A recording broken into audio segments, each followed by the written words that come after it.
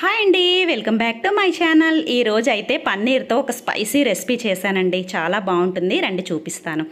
ఒక 200 గ్రామ్స్ పన్నీర్ ముక్కలు తీసుకుని దాంట్లో ఒక కప్పు పెరుగు, ఒక స్పూన్ మిరియాల పొడి, ఒక స్పూన్ గరం మసాలా పొడి వేసి ఇప్పుడు కాశ్మీరీ రెడ్ చిల్లీ పౌడర్ అయితే వేసుకోవాలండి. ఒక స్పూన్ వేసి రుచికి సరిపడా సాల్ట్ వేసి అల్లం వెల్లుల్లి పేస్ట్ కూడా ఒక స్పూన్ వేసుకోవాలి. ఇప్పుడు దాంట్లో ఒక నిమ్మకాయ ముక్కనైతే పిండి కలిపి ఒక 5 నిమిషాలు పక్కన పెట్టుకోవాలి. ఇప్పుడు స్టవ్ వెలిగించి కళాయి పెట్టి 2 స్పూన్లు ఆయిల్, 1 స్పూన్ నెయ్యి వేసి హోల్ గరం మసాలా ముందుగా వేయాలండి. వేసిన తర్వాత మనం ముందుగా నానబెట్టుకున్న పన్నీర్ ముక్కలను అయితే అందులో వేసి కొంచెం లో టు మీడియం ఫ్లేమ్ పర్వాలేదు పెట్టి కొంచెం సేపు మగ్గనివ్వాలండి. టేస్ట్ అయితే మాత్రం అద్దరిపోతుందండి. కొంచెం స్పైసీగా ఉంటుంది, కానీ రుచి మాత్రం అమోఘంగా ఉంటుంది.